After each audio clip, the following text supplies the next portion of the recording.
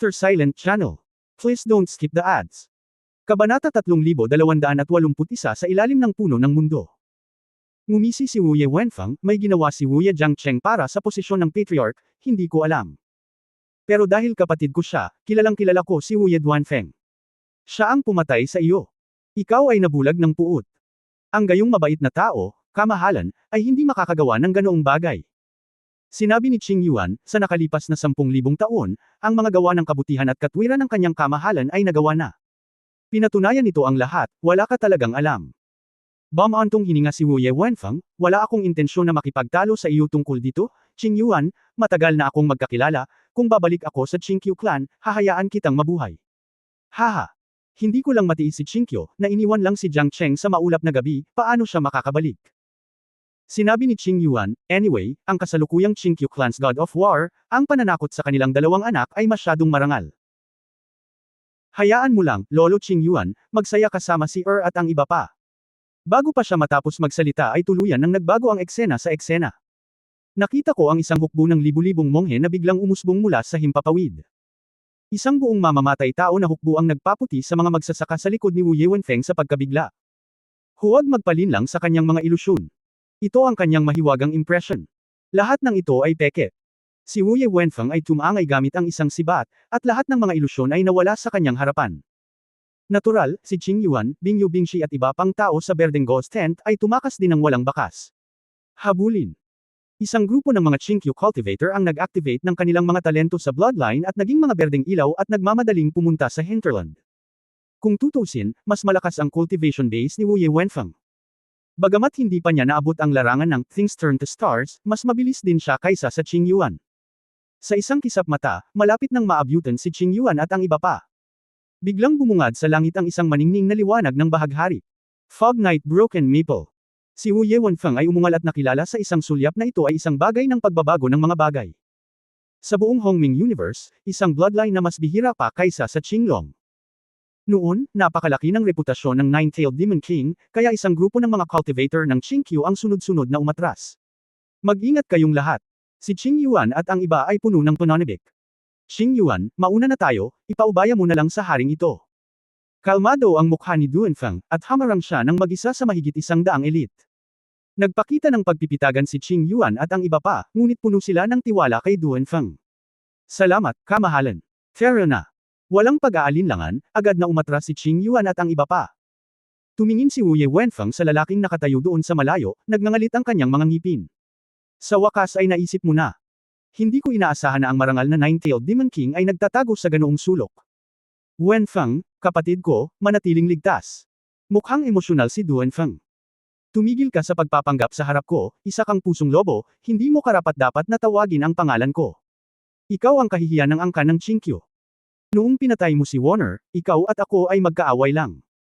Malakas na sumigaw si Wu Ye Wenfeng sinabi ng utos, teka, habulin mo si Qing Yuan at ang iba pa, itong taksil.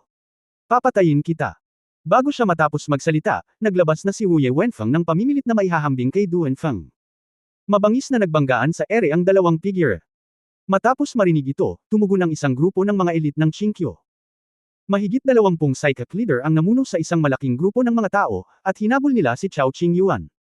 Sinimula ni Duanfeng ang Fox Shadow Step, pinunan ang kalangitan ng liwanag at anino, sinusubukang pigilan ito. Ngunit inihagis ni Wu Ye Wenfeng ang sibat, direktang nabasag ang higit sa 100 ng mga anino, na napilitang pumasok ang isang grupo ng mga lalaki. Duanfeng. Ikaw at ang iyong mga nasasakupan, ayaw mong tumakas. Sumimangot si Duanfeng, mukhang nagsanay ka ng husto sa loob ng 10,000 taon. Hindi mo maisip kung gaano karaming pagdurusa ang naranasan ko upang sirain ang iyong pagbabago. Dati kang Nine-Tailed Demon King ng Qingqiu pero ngayon ako na ang God of War sa Qingqiu. Wu Ye ang sibat sa kamay ni Wenfeng ay sumayaw ng ligaw na parang berdeng ahas, pinalo si Duanfeng sa punto ng pagkatalo. Gaano man kabilas ang paggalaw ng mga bagay, ngunit sa buong saklaw ng sibat, walang pagkakataon na samantalahin ito. Kasabay nito, hindi kalayuan sa World Tree.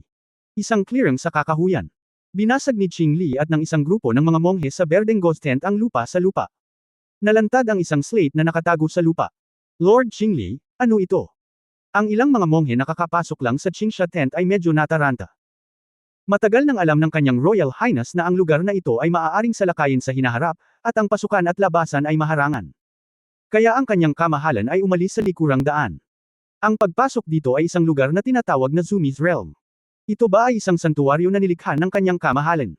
Umiling si Qingli, hindi, ito ay nilikha ng World Tree. Oo, ngunit ang kanyang kamahalan ang nakatuklas nito at nagtayo nitong entrance and exit array.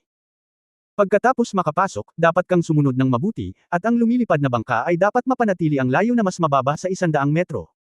Dahil ito ay napakakomplikado, na-explore lang namin ang isang napakaliit na lugar. Hindi sinasadyang nagkamali. Direksyon, at tuluyan kang mawawala sa kaguluhan ng oras at espasyo. Nang marinig ito ng mga monghe, nagbago ang kanilang mga ekspresyon, at tumanggaw sila ng may kaba, hindi nangangahas na pakialam. Naghintay si Qingli ng ilang matatandang tao upang buksan ang magic circle. Hindi nagtagal, ang slate ay naging isang gray space na pinto. Isa-isang pumasok sa underground space ang mga lumilipad na bangka na lula ng mga tao ng Chao Clan. Sa di kalayuan, sa ilalim ng puno ng mundo. Napansin din ni Ye Fan ang sitwasyon doon, at nagulat siya nang makitang patuloy na nawawala ang lumilipad na bangka. Ang kaharian ng Zumi. Ito ay kawili-wili. Gayunpaman, hindi nagmamadali si Ye Fan, basta alam niyang may pasukan at labasan, sapat na. Siya ay walang kapantay, at maaari siyang pumasok at lumabas sa ganoong uri ng lugar anumang oras. Tumingin si Ye Fan sa ugat ng World Tree at nagsimulang mag-isip tungkol sa isang tanong. Kung si Tai Shi ay walang kapangyarihan ng simula, paano naglalabas ang World Tree ng kapangyarihan ng simula? Ito ba ay ang espesyal na panloob na istruktura ng World Tree na maaaring baguhin ang kapangyarihan ng simula? Oh! Mayroon bang anumang misteryo sa ilalim ng ugat na ito? Biglang napagtanto ni Ye Fan na maaaring ito ang kanyang sariling pamamaraan, ang susi sa kanyang hindi matagumpay na tagumpay. Hindi kaya na sa kaharian ng Samero ang sagot na gusto niya. Pagkatapos pag-isipan ito, kung ang mga ninuno ng angkan ng Chao ay umaasa sa World Tree para umangat at maging malakas. Pagkatapos ay tiyak na pag-aaralan at intindihin nilang mabuti ang World Tree. Hindi lamang ang bahagi ng lupa, kundi ang mga ugat sa ilalim ng lupa, ngunit siya ay nagpapabeya. Sa sandaling ito, nagmamadaling lumipad pabalik si Qing Yuan at ang isang grupo ng mga tao. Qing Yuan, nasaan ang kamahalan? Ang kamahalan ay nakikipaglaban kay Wu Ye Wenfeng, mauna na tayo. Malakas ang kamahalan, walang problema. Kung ang mga hanggal na ito ay maglakas loob na pumunta sa kaharian ng Samero, hindi na sila lalabas. Tumanggo si Qingli at sumulyap sa direksyon ng World Tree. Kung gayon, paano si Ye Guhan? Buhay man siya o patay, ano ang kinalaman niya sa atin? Tungkol naman sa World Tree, huwag kang mag-alala. Tumanggo si Qingli, nang makitang may mga bahid ng asul na liwanag na malapit ng mamatay, at mabilis na tumalon mula sa kaharian ng Zumi kasama si Qing Yuan at iba pa. Kabanata 3282 Walang katapusan.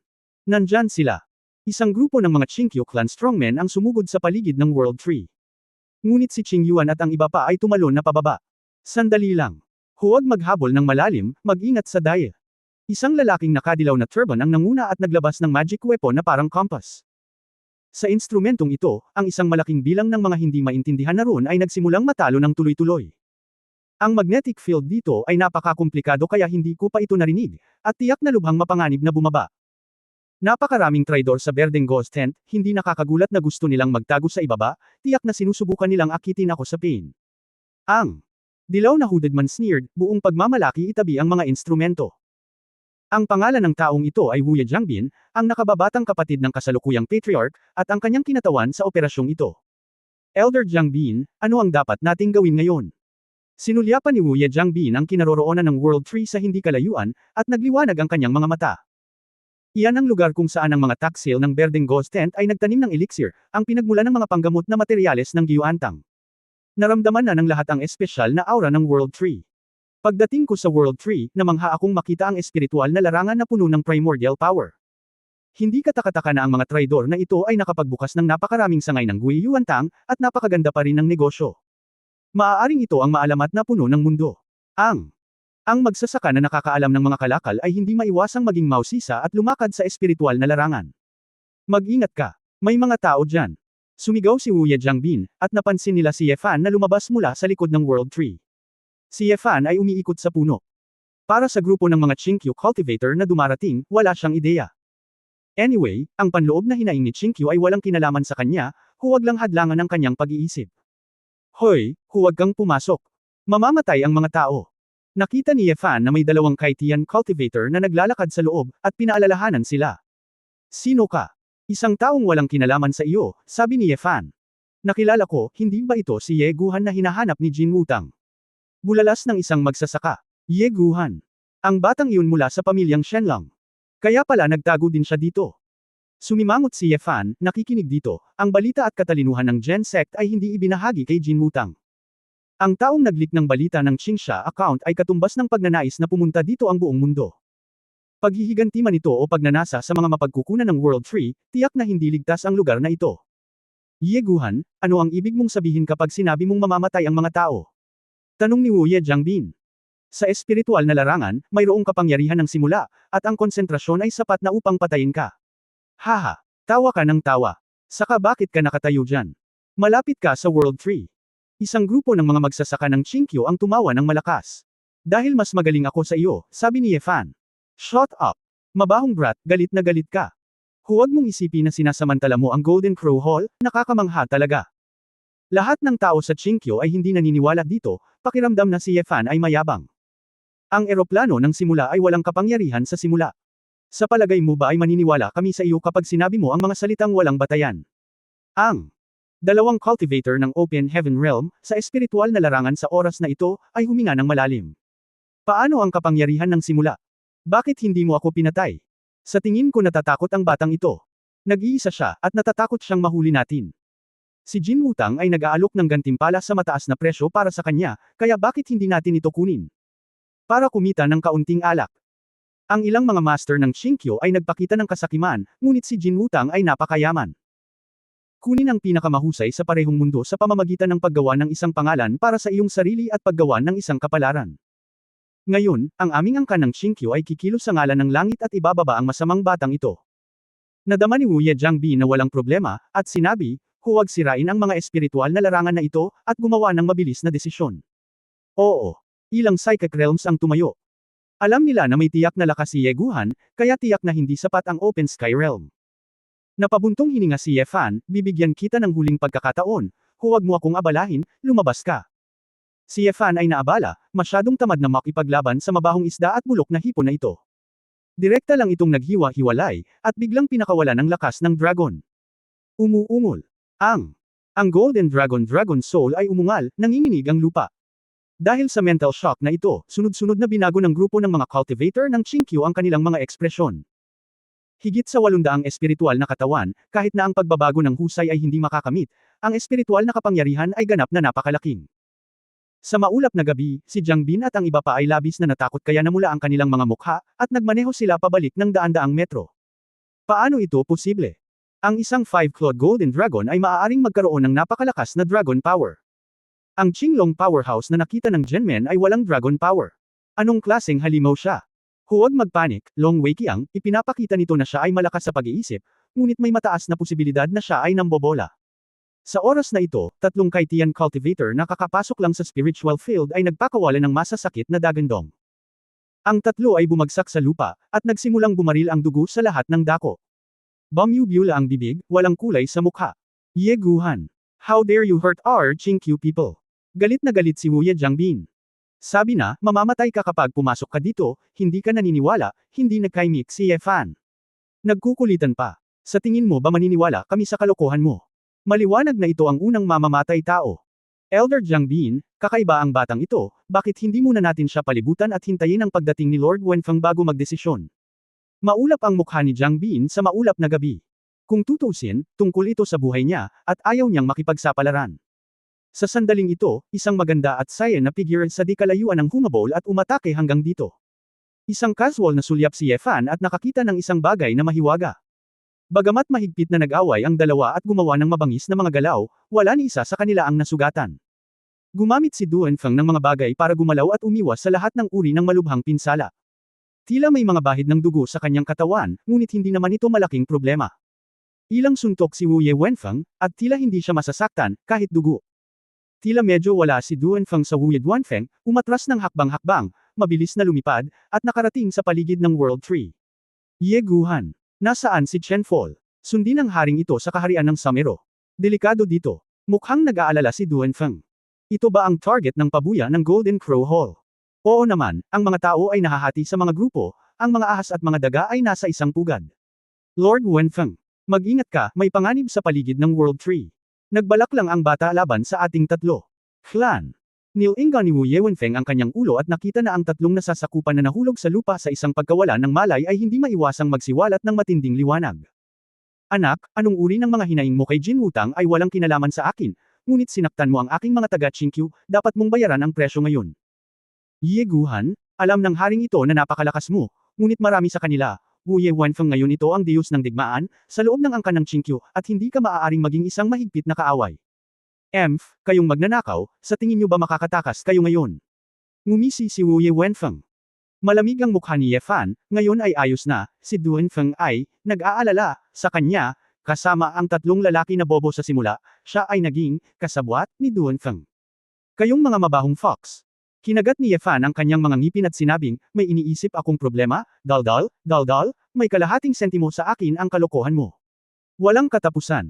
Ye Guhan, ikaw. Mukhang nakaaaliw si Duanfeng, ngunit bago pa niya matapos ang pagsasalita, marahas na si Ye Fan. Hinampas ni Ye Fan ang ulo ni Duanfeng gamit ang isang kamay at binasag ito sa lupa. Sa pagmamadali, umasa si Duanfeng sa mga bagay upang ilipat ang mga bituin at puwersahang gumalaw, ngunit isang layer ng anit ang napunit, at ang kanyang ulo ay naging Mediterranean. Sa pagkakataong ito, napatulala si Wu Yewenfeng. Hindi bagang ang dalawang ito. Kabanata 3283 Invincible. Hinawakan ni Duanfeng ang tuktok ng kanyang ulo. Bagamat mabilis na gumaling ang sugat, ang kahihiyan ay nakita na ng mga taong Chinkyu na naruroon. Maraming tao ang nagtawanan at nagtawanan. Nakalbo ang marangal na Nine-Tailed Demon King. Ang mukha ni Duanfeng ay sobrang malungkot, Ye Guhan. Ang haring ito ay sapat na mabait upang dalhin ka sa kanlungan, bakit ka napakamangmang? Silungan. Natawa si Ye Fan, kung hindi dahil sa balitang nilabas mo, ano ang mangyayari sa mga lalaking ito? Baka pumunta ka rito, bakit kailangan mo ng kanlungan? Anong sabi mo? Mukhang nagulat si Duanfeng. Sumimangot si Wu Yewenfeng at mukhang naguguluhan. Ye Guhan, anong pinagsasabi mo? Tahimik na tanong ni Duanfeng. Ang berdeng ghost tent ay umiral sa loob ng libu-libong taon. Hindi ito natuklasan ng maaga, at hindi ito natuklasan ng huli. Pagdating ko, ito ay tumagas sa langit. Kahit na matuntin ako ni Jin Wutang at matagpuan ito, bakit ang Chinkyu clan ay nagtipon ng napakabilis? Paano nila nalaman na ikaw ay Chinkyu Traidor ay nandito? Walang pakialam na sinabi ni Ye Fan, sa tingin mo ba ay matalino ka? O sa tingin mo ba ako ay isang tanga? Mapait ang mukha ni Duanfeng, napakahinala mo sa haring ito. Karapat-dapat ka bang maging hari sa harapan ko? Umiling si Ye Fan at sinabing, sa totoo lang, wala akong pakialam kung ano ang layunin mo. Paano ka umalis sa Chinkyu clan noon, at ano nga ba ang ginawa mo, hindi ako interesado. Itinuro ni Ye Fan si Wu Yewenfeng, at ikaw, kung gusto mo siyang patayin para sa paghihiganti, hilingin mo sa kanya na gawin ito, huwag mo akong pakialaman. Matapang na baliw. Karapat-dapat ka rin bang turuan kami ni Master Wenfeng na gumawa ng mga bagay? Nagmura si Wu Ye Jiangbin. Inilibot ni Wu Yewenfeng ang kanyang mga mata at tila may naintindihan. Tumalik kayong lahat, sir. Isang grupo ng malalakas na lalaki ng Chinkyu ang nagpakita ng mga nalilitong ekspresyon. Hindi mo ba naiintindihan? Ang taksil na ito ay sadyang dinala tayo dito para galitin si Ye Guhan at pumatay ng mga tao gamit ang kutsilyo. Nang makita ang lakas ni Ye Fan, may numero na si Wu Yewenfeng sa kanyang puso. Alam niya na kung magsanib puwersa sina Duanfeng at Ye Fan, karamihan sa kanila ay hindi magiging magkaribal. Ngumisi si Wu Yewenfeng, Duanfeng, isa ka talagang bisyo, muntik na akong mahulog sa iyong panlilinlang. Huminga ng malalim si Duanfeng at nanghihinayang tumingin kay Ye Fan. Ye Guhan, napakalalim ng hindi pagkakaunawaan mo sa haring ito. Bueno, kung ang haring ito ay napatay ngayon, mangyaring pumunta at pangalagaan ang mga tao sa tolda ng Qingsha para sa haring ito. Kaya lang, makikita kaya ng haring ito si Chen Luo. May gusto akong sabihin sa kanya ng personal tungkol sa kanyang ama. Inikot ni Ye Fan ang kanyang mga mata, ayaw mong makita si Bai Chen Luo, gusto mong gamitin ang balita ng kanyang ama para pukawin ang aking interes at hayaan akong tulungan ka. Gusto lang siyang gamitin ng taong ito bilang isang spearman, ngunit paano malinlang si Ye Fan ng ganoong panlilinlang? Ang pangit ng mukha ni Duanfeng. Duanfeng, imposibleng magkaroon ka ng anumang impormasyon tungkol sa kanyang ama, sabi ni Ye Fan. Bakit ang determinado mo? Dahil, napakahina na hindi mo alam kung sino ang sinasabi mo. Ikinuyong ni Duanfeng ang kanyang mga kamao, at sinabing walang ngiti, dahil ikaw ay kung kailangan mong mag-isip ng ganito, kung gayon hindi ito pipilitin ng hari. Bago siya matapos magsalita, si Duanfeng, na nasa estado ng pagbabago, ay naging isang makulay na kometa at sumugod patungo sa isang grupo ng mga taong Chinkyu. Maghiwa-hiwalay. Malapit nang lumaban si Wu Yewenfeng, ngunit nalaman na walang intensyon si Duanfeng na lumaban. Ang liwanag at anino ay sumugod sa pasukan ng kaharian ng Samero, at nawala sa isang kisap mata. Oops! Nalinlang ako. Ang tusong lalaking ito ay walang planong makipag-away sa umpisa pa lang. Inis na inis si Wu Ye Wenfeng, hahabulin na sana gamit ang isang sibat, ngunit hinarang siya ng isang grupo ng mga clansmen. Sir! Itong si Duan Feng ay naglakas loob na bumaba, ibig sabihin ay may bitag sa ibaba. Oo, Ginoo, dapat tayong maghanap ng higit pang mga eksperto na nakakaunawa ng mga diskarte sa Kiman, huwag makipagsapalaran. Galit na sinabi ni Wu Ye Wenfeng, paano mo malalaman na hindi makakatakas si Duan Feng saan man? Kung huli na para mahanap siya, maaaring abutin ng 10,000 taon para mahanap siya. Ngayon, kailangan kong ipaghiganti si Warner. Kung gayon hindi ka maaaring maging impulsive. Nag-aatubili ang mukha ni Wu Ye Jiangbin. Lumingon si Wu Ye Wenfeng at tumingin kay Ye Fan. Ye Guhan, kung handa kang bumaba at hulihin ang magnanakaw ng Maple Dog, pakakawalan ka namin. Kung hindi, huhulihin ka ng aming pamilyang Genmen Chinkyu at ipapadala ka sa Jin Wutang. Hindi maipaliwanag ang pakiramdam ni Ye Fan, bakit ka nasangkot muli sa akin? Sinaktan mo ang aming tatlong angkan, ito ay matibay na ebidensya, sa tingin mo ba ito ang mangyayari? Sabi ni Wu Ye Wenfeng. Naramdaman ni Ye Fan na walang silbi ang mga paninda, kaya hindi na siya nag-abalang pansinin ito, tumalikod at umupo sa Bluestone, at patuloy na iniisip ang problema.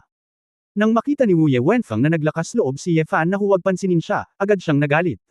Sa tingin mo ba ay hindi ako maglalakas loob na hawakan ka? Ginamit ni Wu Ye Wenfeng ang kanyang oras para saksakin ng sibat si Ye Fan.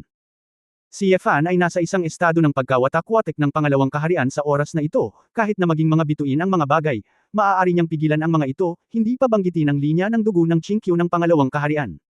Sa paghawak ng backhand sa sibat, inilapat ni Ye Fan ang kanyang braso. Isang malaking puwersa ang direktang kinuha ang sandata mula sa mga kamay ni Wu Ye Wenfeng. Sinamantala ni Ye Fan ang sitwasyon at sinaksak pabalik ang kanyang sibat mula sa kanyang kanang kamay. Paft! Kidlat, bumulusok ang sibat sa tiyan ni Wu Ye Wenfeng. Ngunit ang sumunod na eksena ay medyo naguluhan kay Ye Fan. Si Wu Ye Wenfeng ay hindi naapektuhan, na parang walang sakit, hayaan ang sibat na dumaan sa kanya, at hinampas si Ye Fan sa likod. Ang dugo ni Ye Fan ay marahas. Medyo masakit pa rin ang cultivation level ng lalaking ito, hindi sa ilalim ni Duan Feng. Lumingon si Ye Fan gamit ang kamay ng Dragon Claw para tanggalin ang braso ni Wu Ye Wenfeng. Ngunit matapos magkapit ang mga kuko ng dragon, kaunting mantsa ng dugo na lang ang natitira, at hindi gaanong napinsala ang mga balikat. Ang mga kamao ni Wu Ye Wenfeng ay parang science streamer, at hinampas niya si Ye Fan ng daan-daang suntok ng sabay-sabay. Bagamat si Ye Fan ay may sandata ng dugo ng dragon upang protektahan ang kanyang katawan, umatras pa rin siya at umubo ng isang subaw ng dugo. Anong nangyari, bakit walang epekto ang sarili niyang pag-atake kay Wu Ye Wenfeng? Hindi kaya mas malakas ang depensa niya kaysa sa sarili niya. Sa tingin ko ay kaya mo pa rin, ngunit iyon lang. Ngumisi si Wu Ye Wenfeng at inilabas ang sibat sa kanyang katawan. Ang sibat ay sumayaw na parang berdeng ahas at idiniin si Ye Fan. Baliw na Dragon Blood Shi. Muling pinalakas ni Ye Fan ang kanyang katawan, isang pakpak ng dragon ang bumilis, nagmamadaling umakyat, at iniwasan ang saklaw ng pag-atake ng sibat. Libo-libong hit. Ang kamao ng dragon ay naging isang gintong laser cannon at hinampas si Wu Ye Wenfeng. Si Wu Ye Wenfeng at ang grupo ng mga masters ng Chinkyu sa likod nila ay nagbago sa gulat. Paanong ang isang 5-clawed golden dragon ay mas mabilis kaysa sa kanilang Chinkyu bloodline? Halika, lumaban ka. Sigaw ni Ye Fan, hindi siya makapaniwala na ang kanyang pag-atake ay walang epekto sa lalaking ito. Sa pilitang tiniis ni Wu Ye Wenfeng ang mga kamaong ito ng dragon, at kasabay nito ay sinuntok at sinipa si Ye Fan sa napakabilis na bilis. Tila nag-aaway ang dalawa sa kalye, ngunit ang bilis ng takbo kaya hindi sila makakita ng malinaw. Kung tutusin, puro away lang ang hindi mo na kayang panindigan. Pakiramdam ni Ye Fan ay malapit nang mahati ang kanyang katawan, at pagkatapos magtiis ng libu-libong suntok, ilang tadyang ang nabali. Tumingin muli kay Wu Ye Wenfeng, samuka lang siya ng dugo, at ang kanyang katawan ay ganap na buo. Paano ba naman? Ang lalaking ito ay halatang kasing lakas ni Duan Feng. Ye Guhan. Bakit sa tingin mo ang upuang ito ay ang Chinkyu God of War? Ang Diyos ng digmaan. Ito ay hindi magagapi. Galit na pinalaki ni Wu Ye Wenfeng ang kanyang mga mata. Kabanata 3284 na paglubog. Hindi nagbago ang mukha ni Ye Fan. Ang tanging paliwanag para sa sitwasyong ito ay ang taong ito ay may ilang espesyal na kasanayan sa mahika. Walang paraan para magpatuloy ng ganito. Gagamitin na sana ni Ye Fan ang wuswang para tingnan ang mahiwagang kasanayan ni Wenfeng sa maulap na gabi, at nalaman niyang hindi tama ang World Tree sa likod. Nakita ko ang lokasyon ng World Tree, at ang lupa ay naiilawan ng mga ron. Ang buong maliit na puno ng mundo ay lumubog sa lupa. Pagkatapos ng puting ilaw, nawala ang puno. Damn it! Si Ye Fan ay nababalisa, itong si Duan Feng ay nagpaplanong tumakas kasama ang World Tree. May ganoong organ pala malapit sa World Tree. Ye Guhan, may pakialam ka pa ba sa World Tree? Sinaksak ni Wu Wenfeng ng sibat. Umalis ka na. Binuksan ni Ye Fan ang triple disintegration, hinawakan ang sibat na parang kidlat, hinayla ito ng isang hatek, at pinalipad si Wu Wenfeng gamit ang isa pang kamao. Ang sibat ay inihagis ni Ye Fan at tumagos sa katawan ni Wu Wenfeng. Si Wu Wenfeng ay nasa matinding sakit, nagngangalit ang kanyang mga ngipin, at tumingin kay Ye Fan ng may pagtataka. Akala niya ay natapos na ni Ye Fan ang puwersa, ngunit sa isang iglap, ang pamimilit ay nadagdagan muli. Hindi niya alam na kung talagang gusto ni Ye Fan na pumatay ng tao, maaari niya itong patayin sa isang galaw. Ngunit si Ye Fan ay nag-aalala ngayon na kung ang kanyang lakas ay nalantad ng labis, siya ay makakaakit ng labis na atensyon, lalo na ang amo at tagapaglingkod ni Ye Wuya. Pangalawa, kung ikaw ay masyadong malakas, maraming mga regalo ang hindi maglalakas loob na dumating, tulad ng mga mula sa Golden Crow Hall. Sa makatuwid, nararamdaman ni Ye Fan na ang pag-iingat ng lakas ay parehong ligtas at pinalalaki ang mga benepisyo. Maliban kung mayroon kang kumpiyansa na kontrolin ang anumang mga kahihinatnan, ganap na hindi kailangang ipakita ang labis na lakas para sa kapakanan ng panandaliang kasiyahan. Pagkatapos ng lahat, nagkaroon ng hindi mabilang na mga labanan ng buhay at kamatayan, at nakaligtas sila sa mga paghihirap. Masyadong maraming karanasan si Ye Fan sa pag-survive, kaya hinding-hindi siya maaaring magkamali. Lumipad si Ye Fan sa pasukan ng kaharian ni Natsumi. Nakita kong nakabukas ang pinto, at hindi ko alam kung sinasadya ni Duanfeng na, iimbitahan ka sa urn, o huli na para isara ito. Sir, ano pong problema ngayon? Tanong ni Wu Jiangbin. Gustong tumakbo ni Duanfeng, natural na hindi ko siya pakakawalan. Matigas na sinabi ni Wu Wenfeng, kung natatakot ka sa kamatayan, huwag sumunod. Pagkatapos noon, pumasok din si Wu Wenfeng. Ang kaharian ng Zumi ay isang kakaibang mundo.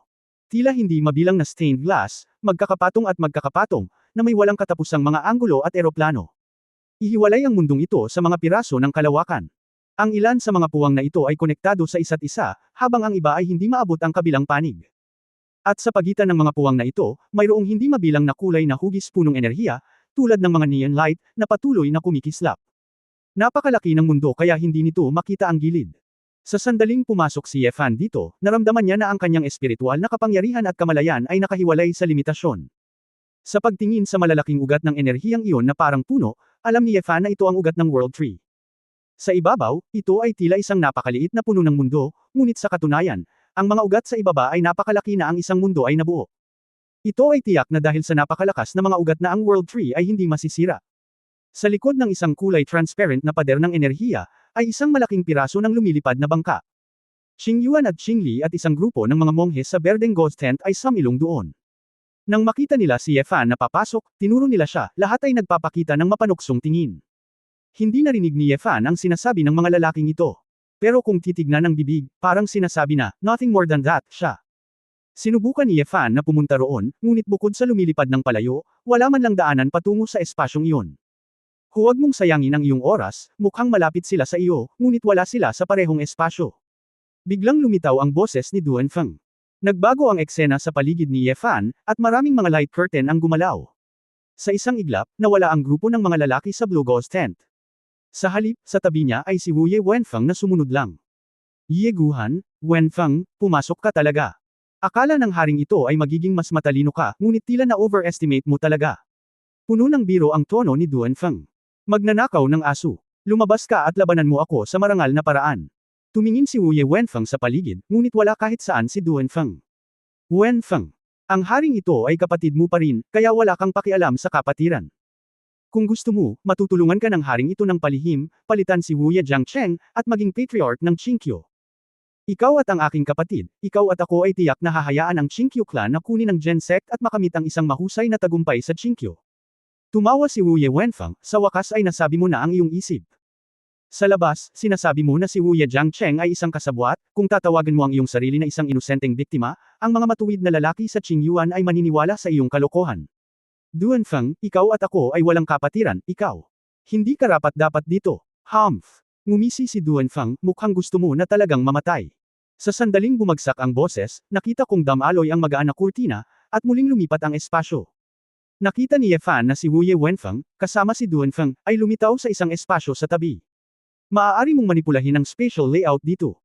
Nagulat si Ye Fan, naisip niya na ang kaharian ng Sumero ay natural na nabuo. Ang kaharian ng Sumero ay orihinal na isang natatanging espasyo na binuksan ng mga ugat ng World Tree. Ngunit ang haring ito ay may kontrol sa loob ng 10,000 taon, at pinagsama niya ang lugar na ito sa pagbuo ng Kimen. Hindi ako maglakas loob na sabihin na kokontrolin ko ang buong Zumi Realm, ngunit madali pa ring bitag kayong dalawa sa kamatayan. Narito, gusto ng haring ito na makikita mo ito, at gusto ng haring ito na makinig ka, para makinig ka. Ang haring ito ang nag-iisang hari sa kaharian ng Zumi. Ikaw, pinaglalaroan lang ng haring ito. Palakpakan lang ang mga tanga. Buong pagmamalaking sinabi ni Duen Fang, kung ang haring ito ay wala man lang itong suporta, paano ka maglakas loob na maakit ang mga genmen? Yeguhan, paulit-ulit mong pinukaw ang haring ito, at wala kang galang sa haring ito. Ang haring ito ay nagparaya sa iyo noon, ngunit hindi mo alam kung paano magsisi. Ngayon, tingnan natin kung paano ka haharapin ng haring ito. Nakangiting sabi ni Ye Fan, kaya, inamin mo na ikaw mismo ang nag-leak ng impormasyon dito at ibinigay ito kina Jin Wutang at Jen. Ang pinto. So ano? Tumawa ng malakas si Duen Fang, kahit aminin ito ng haring ito, maririnig ninyo itong dalawa dito. At nakatakdang mamatay ka na. Narinig ni Wu Ye ang galit ni Fang, at agad na napahaba. Ang sibat ay tumusok kay Duen Fang. Sa hindi inaasahang pagkakataon, nagkaroon ng invisible light curtain sa pagitan nila ni Duen Fang. Bang! Ang sibat na nasaksak sa space barrier at diretsyong nabali. Paano ito posible? Nagulat si Wu Ye Wenfeng, ang kanyang sibat ay isang pinakamataas na kalidad na espiritual na sandata. Ang ilaw na kurtina dito, ano ang gawa nito, napakatigas. Huwag sayangin ang iyong enerhiya, ito ang mundo na nilikha ng mga ugat ng puno ng mundo. Ang mga hadlang na ito sa harap mo ay pinahinog lahat ng World Tree upang maprotektahan ang mga ugat nito. Ang oras at espasyo ay nakahiwalay sa labas ng mundo dito at bumubuo ng isang independenteng singsing. Ang kapangyarihang nakapaloob dito ay isang bagay na madali ninyong sirain. Pagmamalaki ni Duen Feng. Kabanata 3285 Hindi ko malalaman. Damn it! Kung ganoon nga, paano mo makokontrol ang lugar na ito? Hindi naniwala si Wu Ye Wenfeng. Gumagamit lang ang haring ito ng malaking pormasayon para magayos sa napakaliit na lugar. Nagbiro si Duen Fang, Wenfeng, ipinapayo ko sa iyo na mag-ingat, kung mahulog ka sa anumang space-time rift, hindi ka mahahanap ng haring ito. Duen Feng, halika dito para sa upuan na ito. Papatayin ka ng upuang ito. Napaungol si Wu Ye Wenfeng, ngunit hindi siya makakapasok sa espasyo ni Duen Feng. Bumantong hininga si Ye Fan, diretsyong pinag-cross ang kanyang mga paa, ipinatong ang kanyang mga pisngi sa isang kamay, nakabitin sa hangin.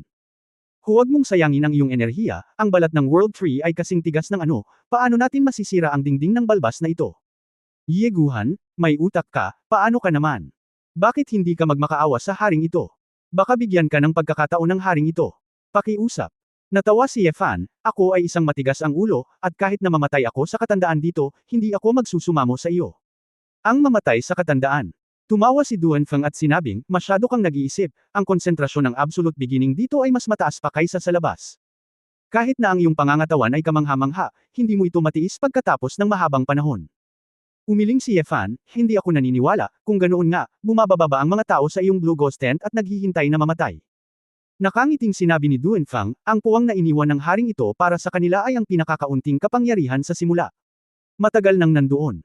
Kung hindi, bakit sa palagay mo ay paulit-ulit silang sinabihan ng haring ito na huwag pumunta sa ilang mapanganib na lugar? Mukhang natigilan si Ye Fan, kaya, ito ay talagang isang mahusay na kanlungan. Ikaw Chao ay hindi natakot sa kapangyarihan ng simula. Huwag ka nang mag-alala. Iyon lang, Duen Feng, maaari ka nang umalis, maghihintay ako dito para mamatay. Ikan-away ni Ye Fan ang kanyang kamay at casual na sinabi. Yeguhan, kung gusto mong mamatay, hindi ka pipigilan ng haring ito, ngunit gusto mo ba talagang mamatay si Bai Chenluo? Hehe, ngumiti ng masama si Ye Fan, sa wakas ay ipinakita na rin ang buntot ng fox. Napakarami mong pinaghirapan. Gusto ko lang tanggalin ako at kunin si Bai Chenluo. So ano, sayang naman. Medyo matalino ka, hindi na itago sa iyo ang plano ng haring ito. Sinabi ni Ye Fan, gusto kong ibigay sa iyo si Bai Chenluo, oo, ngunit. Kailangan mong sabihin sa akin, ano ba talaga ang gusto mong gawin?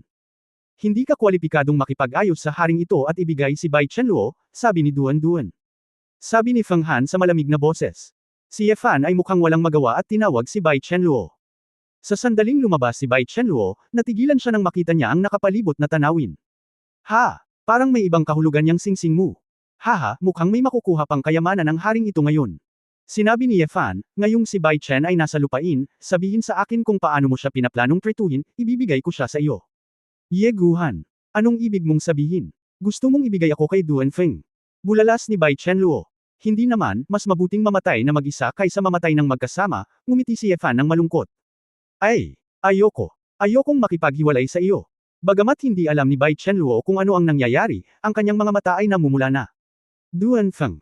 Nasa tabi ko ang mga tao, kailangan mo lang sabihin sa akin ang dahilan ng pagkuha kay Bai Chenluo, ipaalam sa akin na magiging maayos siya, at ibibigay ko siya sa iyo. Huwag mag-alala, ang haring ito ay hindi handang patayin siya. Sinabi ni Duanfeng na may malamultong ngiti, kung tutuusin. Siya, tulad ng haring ito, ay isang halo-halong dugo ng isang pambihirang angkan at isang angkan ng Yu Chao. Ano? Hindi banggitin si Bai Chenluo, natigilan si Ye Fan. Tumingin si Ye Fan kay Wu Ye Wenfeng, hindi ka kapareho ng ina niya. Sino ang nagsabi sa iyo na tayo ay ipinanganak mula sa iisang ina? Ang kanyang ina ay isang mortal lamang. Sabi ni Wu Ye Wenfeng. Hindi katakataka. Nasira ang magkapatid kapag sinabi nilang sira ito, putol ni Ye Fan. Kahit hindi siya kababayan, naging kuya ko talaga siya. Gusto ko siyang patayin dahil dinungisan niya ang aking kasintahang si Wu Ye Warner, at gustong i-frame si Wu Ye Jiangcheng. Bagamat may pagkana si Wu Ye Jiangcheng, hindi siya isang disenteng ginoo. Ngunit alam niya na hinding-hindi ako makikipagkumpetensya sa kanya para sa posisyon ng hindi sinasadyang patriarka. Tanging si Duanfeng, isang kalahating dugo, ang mag-aalala na mawala ang posisyon ng patriarch, at gagamitin si Warner para subukang pukawin ako at si Jiangcheng na mag-away. Kinagat ni Wu Ye Wenfeng ang kanyang mga ngipin at sinabing, Duanfeng, ito na ang katapusan ng usapin, gusto mo pa bang makipagtalo? Paulit-ulit nang inisya ni Duanfeng, ano kaya? Si Wu Ye Jiangcheng ay talagang makapangyarihan at nakikita niya ang plano ng haring ito. Haha! Inamin mo na rin sa wakas. Hindi mo man lang pinapaalis ang fiancé ng kapatid mo. Hayop ka. Kung gusto mong sisihin, ikaw at si Wu Ye Jiangcheng ay humahadlang. Ang haring ito ay magkahalong dugo, nagising sa siyam na buntot, at hindi maaaring maging patriarka. Posisyon. Dahil sa pag-iral niyong dalawa, ang grupo ng matatandang iyon ay humihila sa kanilang mga paa. Hindi mo ba gustong hintayin na patayin mo ang haring ito? Anong problema ng haring ito? Ano ang problema nito? Isang kabiguan lang. Nasa kamay ni Duanfeng ang panalong ticket, at hindi siya natatakot na ikalat ito, kaya bukas palad niyang inamin ito. Namumula ang mukha ni Bai Chenluo, hindi niya inaasahan na ang marangal na Nine-Tailed Demon King ay magiging ganoon. Nagtataka ako noon, paano mo nahanap ang World Tree nang tumakas ka?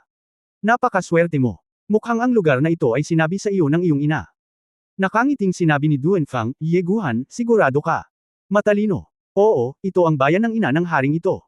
Maaari ding sabihin sa iyo ng haring ito ang isang maliit na sekreto. Nang dumating ang haring ito upang samilong dito, ang patriarka ng angkan ng Chao noong panahong iyon ay hindi sumang-ayon na mananatili ang haring ito ng mahabang panahon. Isang pag-aaksaya lamang, maglakas loob na utusan ng haring ito. Nagbago ang mga ekspresyon ni Ye Fan at Bai Chenluo, at alam nila ang sumunod na nangyari. Si Duanfeng ang puwersahang kinokontrol ang patriarch noong panahong iyon at naging His Royal Highness dito. Kung gayon gusto mong kunin si Bai Chenluo. Para saan? Itinuro ni Duanfeng ang ulo at ngumiti, napakasimple, may gusto ang haring ito sa kanyang isipan. Paraan ng paglilinang. Hindi masama.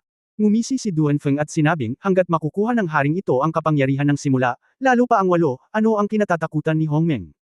Hindi mo maiisip. Mas gugustuhin ko pang mamatay kaysa hayaan kang magtagumpay.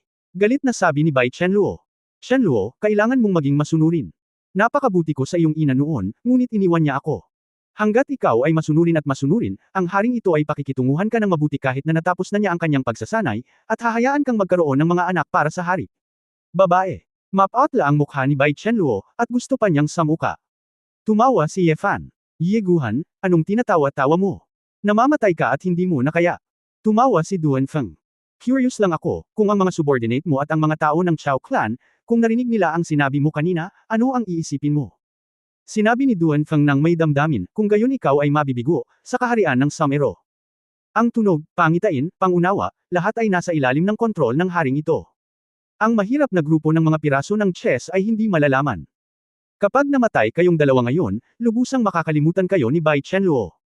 Sa ilalim ng hypnosis ng haring ito, mamahalin lang niya ang haring ito, iniisip na ang haring ito ang nagligtas sa kanya. Si Bai Chenluo ay nanginginig sa galit, kasuklam-suklam. Nakakadiri. Tumingin si Ye Fan sa likod na may kalahating ngiti. Hoy! Narinig mo ba yan? Sabi niya hindi mo malalaman. Kabanata 3286 na pananakit sa sarili. Sumimangot si Duanfeng na may kainahinalang tingin sa kanyang mukha, Yeguhan, na bluff ka ba? Napabuntong hininga si Ye Fan, iniunat ang kanyang kamay at naglabas ng isang matalim na apoy ng dragon.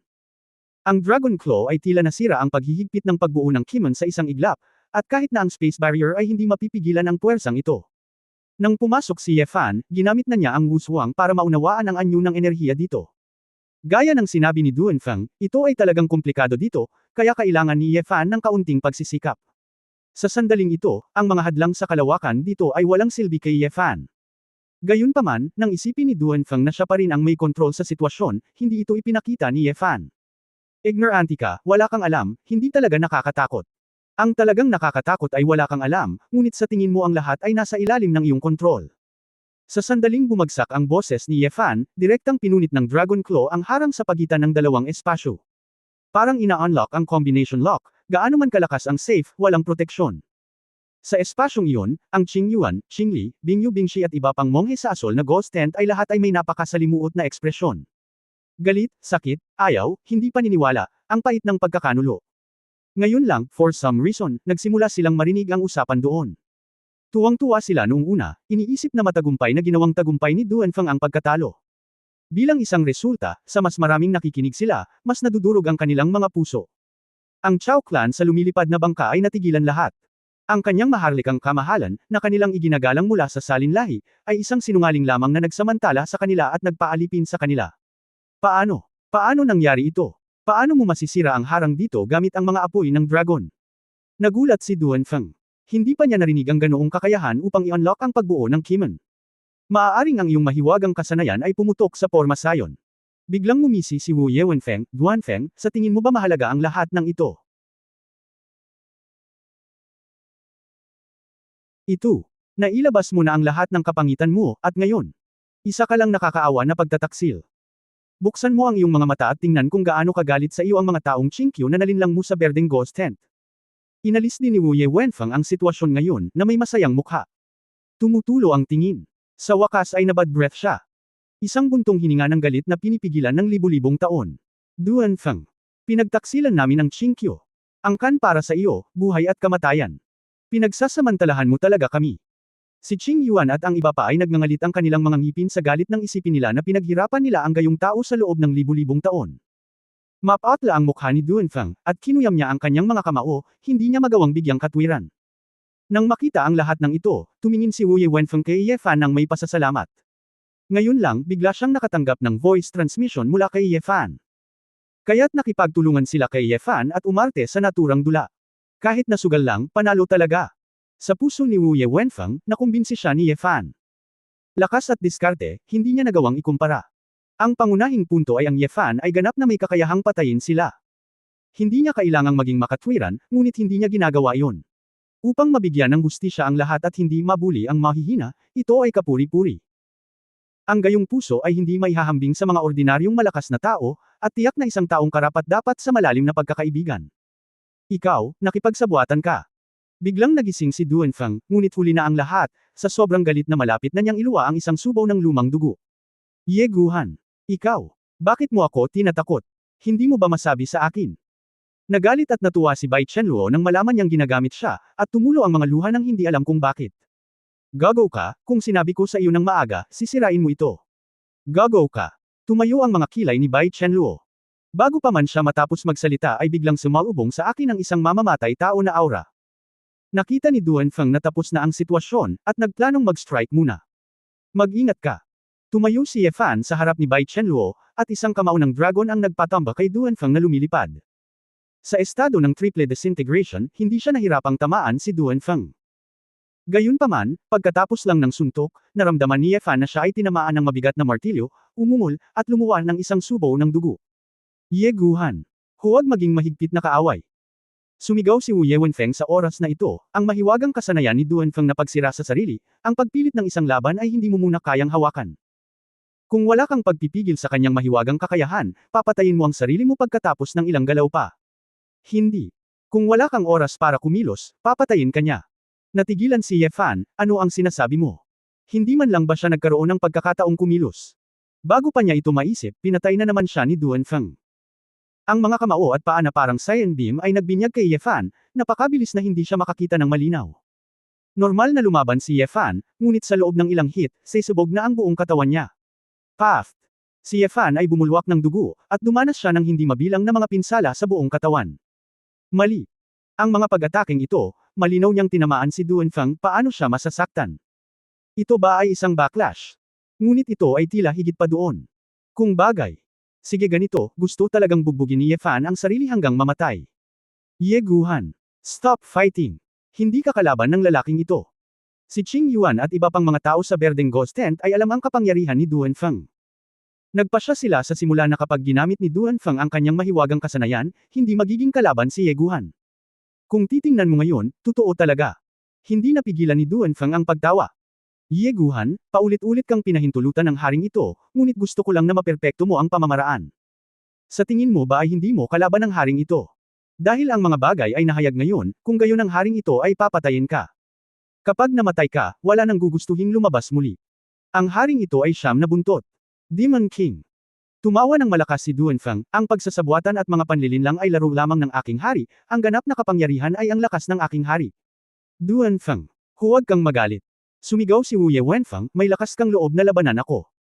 Si Wu Ye Wenfeng ay nababalisa, hinihiling lang niyang hindi siya makaalis sa espasyong ito. Ye Guhan. Pinalabas mo ako. Haharapin ko siya. Kunin mo ang iba at umalis ka muna dito. Ang isang malakas na mahiwagang kasanayan ay kadalasang ginagawang walang silbi ang cultivation base. Napakalakas ni Ye Fan, ngunit naniniwala si Wu Ye Wenfeng na siya lang ang makakalaban ni Duan Feng sa eksena. Ang bloodline ni Shenlang ay kabilang sa uri ng frontal toughness, at ang self-destructive ni Duan Feng ang pinakapaborito na makaharap ng ganitong uri ng kalaban. Wala kang pagkakataon. Papatayin siya ng haring ito sa ilang hininga. Malungkot ang tono ni Duan Feng, at ang hangarin ng pagpatay ay sumabog sa buong Zumi Realm. Ang Nine-Tailed Demon King ay nilinang sa loob ng 10,000 taon, at ganap na itong pinakawalan, at ang pagbabago ng mga bagay ay naging sukdulan. Chanho, ang asul na dugong Cyan Steel na espada. Isang Cyan Bright Blade ang lumitaw sa kamay ni Duan Feng, ngunit hindi niya pinatay si Ye Fan. Nakita kong gumalaw siya patungo sa kanyang leeg at pinunasan iyon ng walang humpay. Nabasag ang leeg ni Ye Fan, at damaloy ang dugo. Tinakpan ni Ye Fan ang kanyang leeg at ibinuka ang kanyang bibig, hindi makahinga. Pagtingin kay Duan Feng sa tapat, buo ang leeg. Ngumisi si Duan Feng, itinaas muli ang kanyang espada, nakaharap sa kanyang puso, isa pang espada.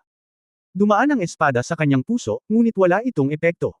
Puche. Ang puso ni Ye Fan ay napuno ng dugo. Ye Guhan. Natigilan si Bai Chenluo, sumisigaw ng nakakadurog ng puso. May bakas ng kawalan ng pag-asa sa mga mata ng lahat ng tao sa likod ng Qingsha Tent at ni Yu Chao. Alam nilang huli na ang lahat. Kabanata 3287 nasaktan ng 1,000 kaaway.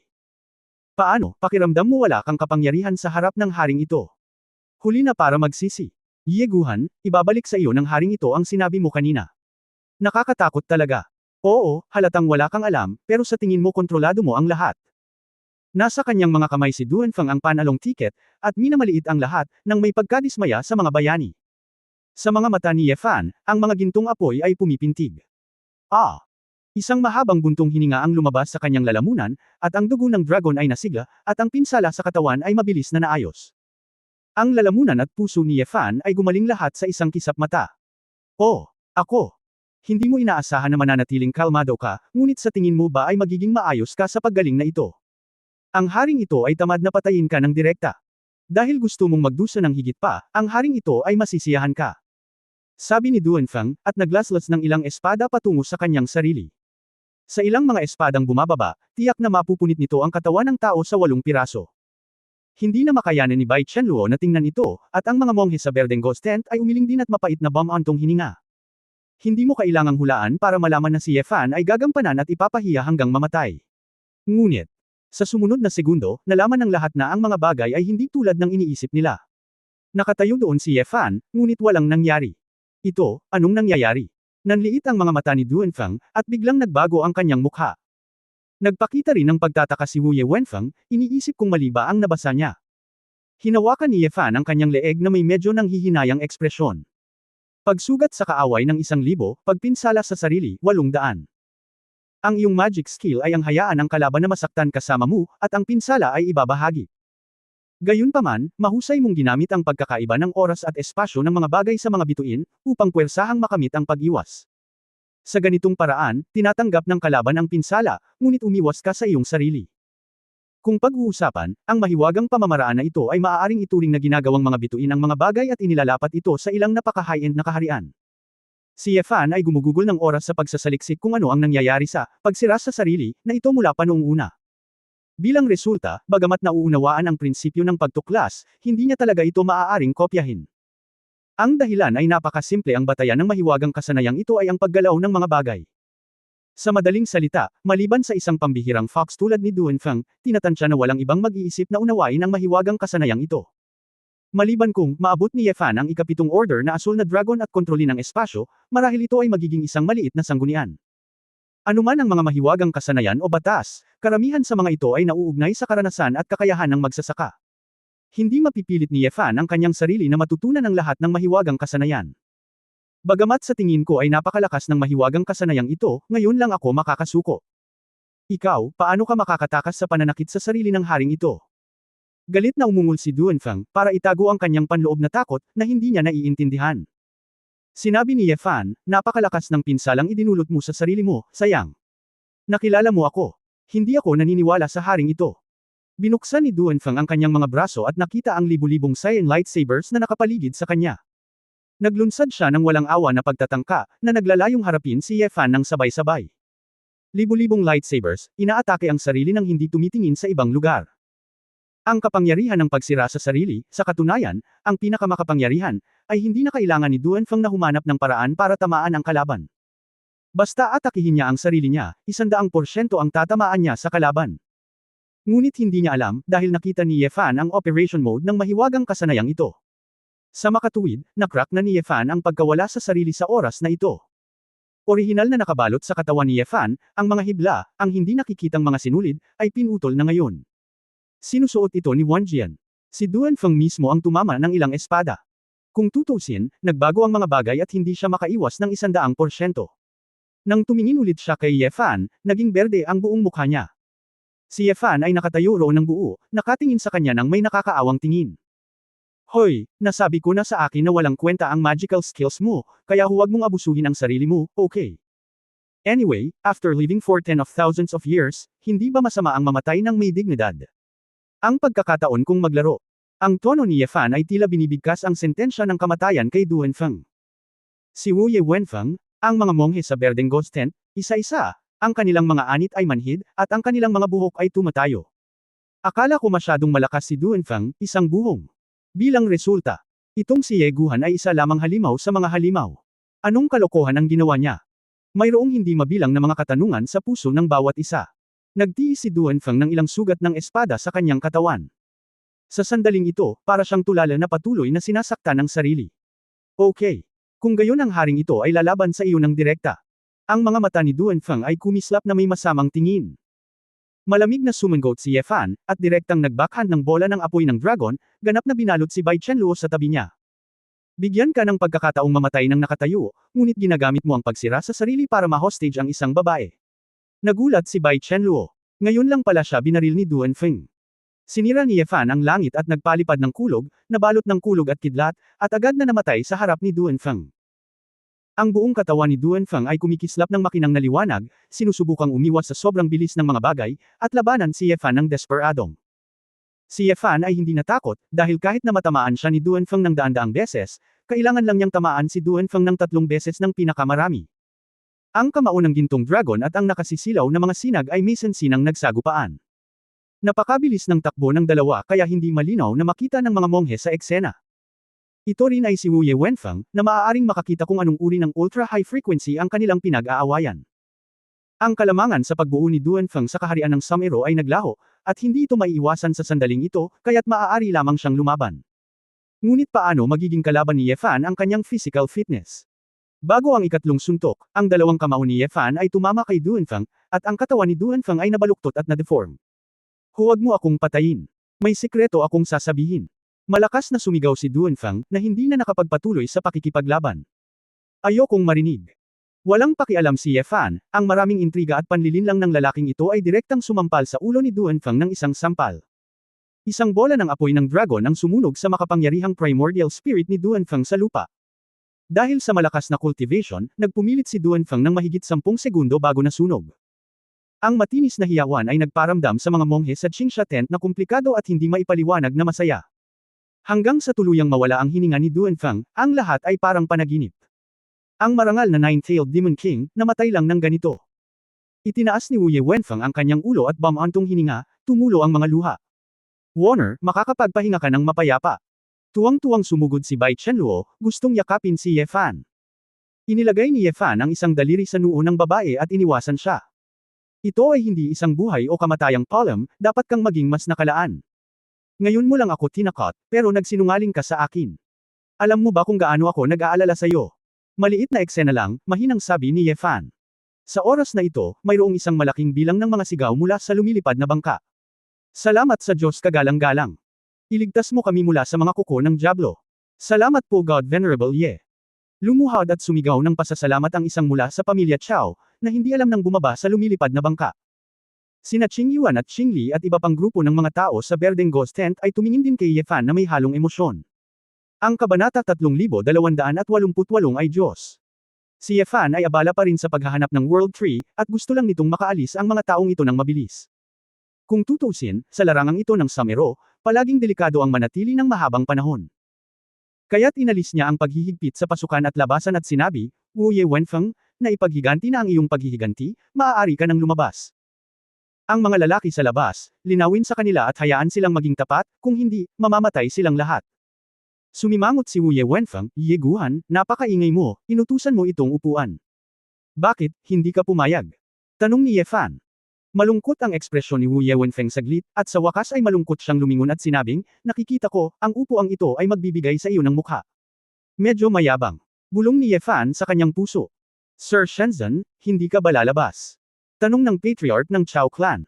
Siyempre may plano ako. Ang isang grupo ng mga tao ay hindi na naglakas loob na magtanong, lahat sila ay sumakay sa lumilipad na bangka at lumipad palabas.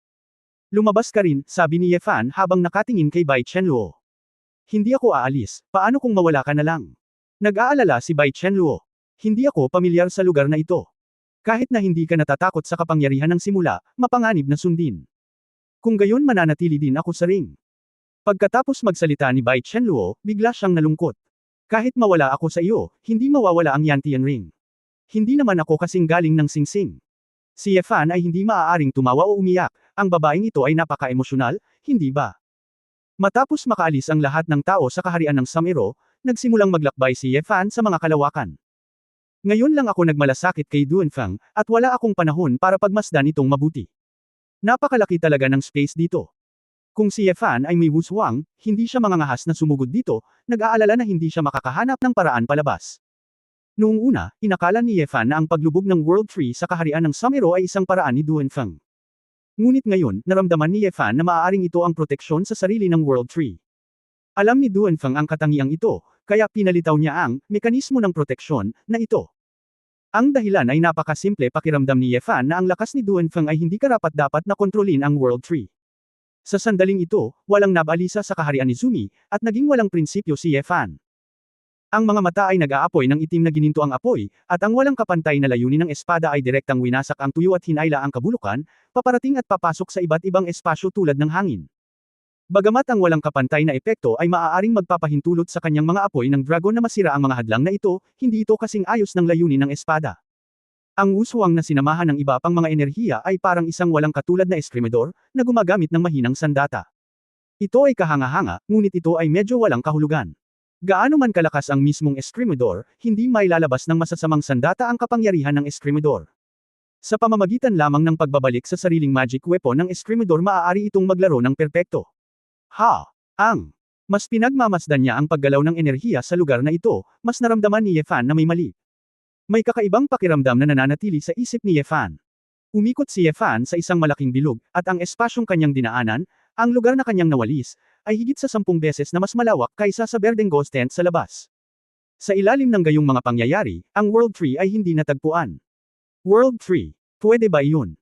Napaisip si Yefan habang nakatingin sa hindi mabilang na makukulay na katawan ng enerhiya. Unti-unting pumikit si Yefan. Hindi na niya ito tiningnan, bagkus ay naranasan niyang mabuti ang kaharian ng Samero. Kung nakatayo ako sa gitna ng isang mundo, iyan ang mundo na nakapaligid sa akin. Ngunit, kung iisipin mo ito sa kabaligtaran, sa pagitan ko at ng mundo, na ito, hindi ba't napapalibutan ko ang mundo? Ang puno sa mundo ay maaaring ang pinakamaagang buhay ni Taishi, ano ang tingin nito kay Taishi? Mukhang sa oras na iyon, maaaring walang konsepto kung ano ang Taishi. Sa mata, ng World Tree, walang mundo, dahil ito ang lahat sa Taishi. Isinilang ni Taishi. Hindi naman, maaaring isipin ng World Tree na siya si Taishi. Sandali. Kung ganoon, bakit kailangang maging puno ang World Tree? Kung ang pinakaunang World Tree mismo ay isang uri ng enerhiya, bakit kailangan itong maging isang puno? Ang World Tree ay talagang magiging katulad ng isang ordinaryong puno, sibol, tumubo ng mga dahon, namumulaklak, namumunga. Hindi. Ito ay ang aming kaalaman lamang. Dahil tinatawag natin itong puno at isipin ito bilang isang puno, kaya ang puno ng mundo ay naging isang puno. Bulong ni Yefan sa kanyang sarili sa kanyang puso at biglang may napagtanto. Bakit ang Samuro realm, time and space cut off from the outside world? Bakit hindi ko mahanap ang World Tree mag-isa? Dahil malaki ang posibilidad na ang kaharian ng Samuro ay ang World Tree. To put it bluntly, ang maliit na puno sa labas ay nasa gilid lang ng World Tree na nakadisplay sa outside world. Kung nakikita mo ito bilang isang puno, ito ay isang puno, at kung nakikita mo ito bilang isang damo, maaari rin itong maging damo. Ang puno ng mundo mismo ay mas komplikado kaysa sa isang puno. Kung ganoon ang kaso, tuwang-tuwang hinimok ni Yefan si Wu Zuang na gamitin ang kanyang espiritual na kapangyarihan upang pagsamahin ang mga ugat ng enerhiya ng World Tree. Sa kanyang napakalaking espiritual na kapangyarihan, ginamit niya ang kanyang walang kapantay na kalamangan upang puwersahang hawakan ang mga ugat na ito. Ang mga pakinabang ng antas ng emperador ay ipinahayag sa sandaling ito. Kahit na ang mga ugat na ito ay ang kapangyarihan ng simula, hindi ang enerhiya na kayang kontrolin ni Yefan, ngunit umaasa sa pinakamataas na pagtrato ng antas ng emperador, maaari rin silang puwersahang mamagitan. Ang primordial spirit ni Yefan ay unti-unting nagsimulang makipag-ugnayan sa isang walang katulad na malawak at sinaunang puwersa. Sa harap niya, tila siya ay pumasok sa isang malalim na kawalan. Mayroong iba't ibang mga magulong enerhiya sa paligid, at paminsan-minsan ay magkakaroon ng mga bitik sa isang lugar, at paminsan-minsan ay tila nakakarinig ng ilang mga pagsabog. Kahit na ito ay hindi nakikita, isang bagay na tinatawag na oras ay gumagawa ng walang laman na ito na patuloy na itulak pasulong. Unti-unti, ang eksena sa harapan ko ay patuloy na naging komplikado. Lumitaw ang mga kulay, lumitaw ang mga kumpol ng bagay, lumitaw ang mga bituin, lumitaw ang mga bundok at ilog, lumitaw ang buhay. At itong mga matang nakamasid sa lahat ng nangyari, nagsimulang mag-isip, ano nga ba ito? Ito ay patuloy na nagbabago, naiisip, at hindi sinasadya, ito ay nagiging isang hugis. Hindi nito alam kung ano ang tawag dito, ngunit may isang sandali na may iba pang umiiral, tawagin itong puno ng mundo, iyon ang puno. Walang kahulugan ang oras, tinitingnan lamang ito ng ganito, at patuloy na lumilitaw ang mga bagong bagay. Hanggang sa biglang isang araw, ang mga pamilyar na pag-iral na iyon ay gumawa ng tinatawag na pagnanais. Ang mga mata na tinitingnan nila ang kanilang mga sarili ay naging mas at mas komplikado. Sa wakas, tumingin ito sa mga lalaki na nag-aangking mga Diyos sa paligid niya, at nagsimula ng digmaan. Sa una, hindi nito naintindihan kung bakit ito gumagawa ng isang nakakabagot na bagay. Ito ang mga maliliit na lalaki na nakikita nitong lumilitaw, at kung hindi nila talaga maintindihan ang kanilang sarili, ano ang mahalaga? Hanggang sa kalaunan ay napagtanto nito na kung hindi ito gumawa ng isang bagay tungkol dito, hindi sila titigil. Kaya, pinili nitong bigyang kasiyahan ang kagustuhan ng mga taong ito. Whoosh! Naramdaman ni Yefan na biglang lumabas ang kanyang kamalayan mula sa malalim na pool. Binuksan niya ang kanyang mga mata at muling tumingin sa kaharian ni Zumi. Hindi masabi ang gulat sa kanyang mga mata. Ikaw, nasaksihan mo ang lahat. Hindi ka puno, hindi, ikaw, hindi ka panali Paul. Dahil sa simula hanggang sa huli, ikaw lang ang nasa World Tree. Kusa kang nawala. Malapit nang mabaliw si Yefan. Dahil, sa kauna-unahang pagkakataon sa kanyang buhay, tunay niyang nadama na nakita niya ang Diyos. Oo, gaano man kalakas sina Yehuya at Lao Lin, naramdaman ni Yefan na sila ay makapangyarihang tao lamang. Ngunit, ang puno ng mundo ay Diyos. Kabanata 3289 ang gusto ko. Ang buhay na unang lumitaw sa eroplano ng Taishi, ang karunungan nito ay hindi na may larawan sa mga salita at kaisipan. Kahit na pumasok na si Yefan sa pananaw ng tagapaglikha, si Yefan ay isang tao pa rin sa asensya. Marami sa kanyang mga iniisip ay makasarili at may mga personal na pagnanasa. Nakita lang ni Yefan at hindi talaga umabot sa ganoong antas. Sa makatuwid, ang kanyang paghanap ng pagkatalo ay isang kapangyarihan na hindi niya talaga kayang hawakan sa kasalukuyan. Tungkol naman sa World Tree, ito ay nagmamay-ari at nalampasan pa ang kaharian na iyon mula nang ito ay isinilang. Mula nang lumitaw ito, ang World Tree ay may mahalagang papel sa pagbuo ng buong eroplano ng Taishi. Ang mga sinaunang Diyos ng sangkatauhan ay nanalo sa tagumpay. Ang Titan ay natalo ngunit kinuha ang puno ng mundo at ang libingan ng Diyos. Ito ay totoo, ngunit sa likod nito ay isang uri din ng balanse ng World Tree. Kasama, may Kay Chao. Ang espesyal na angka ng tao na maaaring linangin ang kapangyarihan ng simula at sirain ang balanse. Ito ang lahi na nagpapayag sa World Tree na putulin ang ilan sa kanilang mga sanga at magtayo ng mga bahay para sa kanila. Para sa World Tree, ang grupong ito ng mga tao ay ang unang tao na nakita. Ngunit dahil sa pagkakaroon ng angkan ng Chao, ang banta sa ibang mga lahi ay masyadong malaki, at ang World Tree ay hamarang sa kanilang cultivation path. Ang Yu Chao clan ay talagang magdaranas ng kasawian, ngunit kung ang Chao clan ay hindi paghihigpitan, ang ibang mga lahi ay magiging kapaspalad. Para sa World Tree, maaari itong lumitaw kahit saan sa Taishi. Ito ay maaaring hindi mailarawan ng isip na malaki, na nagpapatingin sa mga titans. Maaari din itong napakaliit na sa tingin mo ay isang maliit na panla lamang. Tulad ng isang tao, nakatira sa kanyang sariling bahay, ito ay maginhawa upang pumunta kahit saan. Ang parehong ay totoo para sa World Tree, Taishi ay ang bahay ng World Tree. 100, 100 bilyon. Ang bilang ng World Tree na gustong gawin mismo ay hindi hihigit sa kung ano ang iniisip nito. Kung ano ang ipinakikita nito sa iyo ay kung ano ito. Ang kaharian ng Samero sa harapan ko ay isang mundong ipinakita ng World Tree dahil sa pangangailangan ng Chao clan sa Berdeng Ghost Tent. Malamang, may daan-daan, libo-libo, 10,000 ng mga ganoong lugar.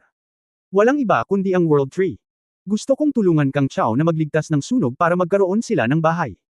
Gayunpaman, sa gayong isang omniscient at omnipotent World Tree, ang pinakawalang magawa ay hindi nito mapipigilan ang pagkakaroon ng pagnanais.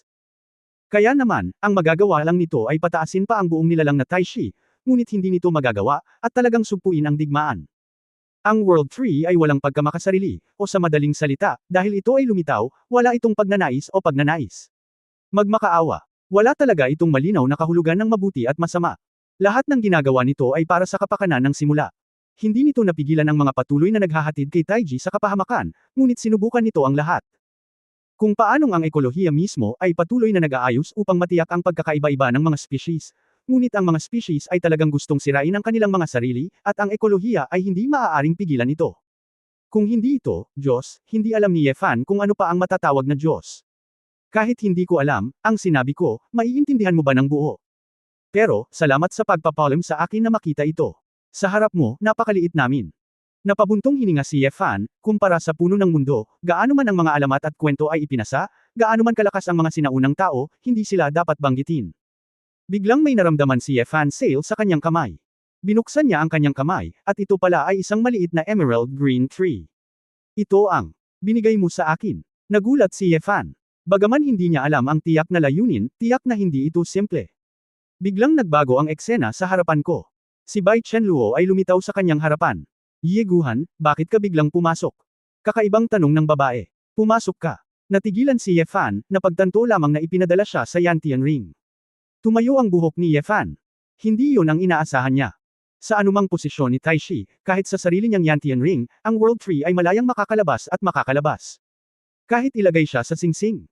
Oo, anong nangyayari sa'yo? Anong nangyari sa labas? Tanong ni Bai Chenluo na may pag-aalala. Tiningnan ni Yefan ang mga species ng puno at may hula sa kanyang isip. Tahimik siyang naglakad patungo sa gitna ng lilang lupa at ibinaon ang mga buto ng puno sa espesyal na lupa sa ilalim ng kanyang mga paa. Isang mahimalang eksena ang lumitaw. Ang mga species ng puno ay umusbong at nagugat sa napakabilis na bilis. Mula sa isang maliit na saplang, ito ay naging isang matayog na berdeng puno sa isang kisap mata. World Tree. Natigilan si Bai Chenluo, anong nangyayari? Ang World Tree ay nagbukas ng isang malaking canopy, na tumigil sa paglaki pagkatapos na sakupin ng halos isang katlo ng espasyo ng singsing. Maingat itong naramdaman ni Yefan at napansin ang isang kakaibang bagay. Ang oras at espasyo ng Yantian Ring, tulad ng kaharian ng Zumi, ay naging maayos. Ito ay tulad ng isang espesyal na pag-iral na independent sa simula. Huwag kang lalabas dito, ipapaliwanag ko sa iyo mamaya. Umamin si Yefan at lumabas muli. Sa pagkakataong ito, dumiretso na si Yefan sa pasukan at labasan ng kaharian ni Zumi. Talagang tama. Ang kaharian ng Zumi, ang World Tree, ay isang anyo lamang ng iyong pagpapakita. Kung ano ang iniisip mo, kung ano ang nakikita mo. Ang kaharian ng Samero sa panahong ito ay talagang naglaho, dahil hindi na ito kailangang umiral. Lumipad palabas si Yefan at pumunta sa paligid ng medicine field. Pinangunahan ni Wu Ye Wenfeng ang isang grupo ng Qingqiu clan at ang mga nasa Qingsha tent, lahat ay naghihintay sa labas. God Venerable. Bumalik na ang World Tree, nahanap mo na. Tuwang-tuwa ang mga tao mula sa angkan ng Chao. Ang maliit na saplang ay muling lumitaw sa gitna ng larangan ng gamot. Tumingin si Yefan sa World Tree, at ngumiti ng nakangiti, hindi ko ito nakita, gusto nitong mahanap mo ito. Ano? Hindi masyadong naiintindihan ng angkan ng Yu Chao. Masyadong tamad si Yefan na magpaliwanag, at kaunti lang ang alam niya tungkol dito. Ang pagkakaroon ng World Tree mismo ay isang kaharian ng mga Diyos na hindi niya talaga maintindihan. Noong una, naisip ni Yefan na kahit ano pa ang World Tree, ito ay dapat na produkto lamang ng Taishi Plain.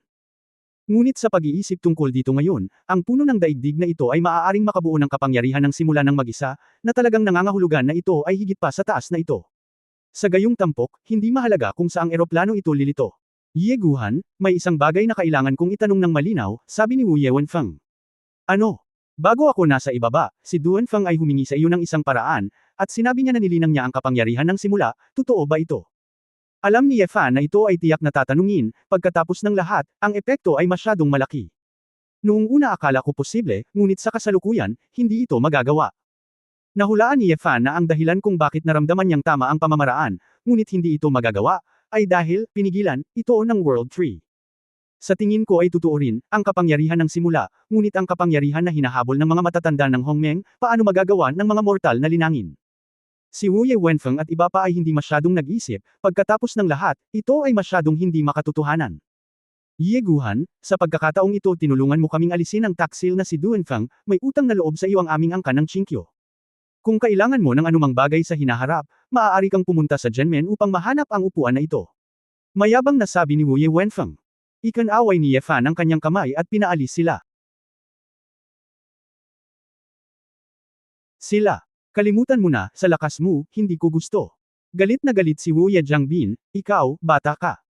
Kahit na si Duanfeng ang pinatay mo, huwag kang maging mayabang. Kaya mo lang pigilan ang magic skills ni Duanfeng, ang aking Chinkyu clan, Hidden Dragon at Crouching Tiger sa Shangbaman, huwag kang mahiya.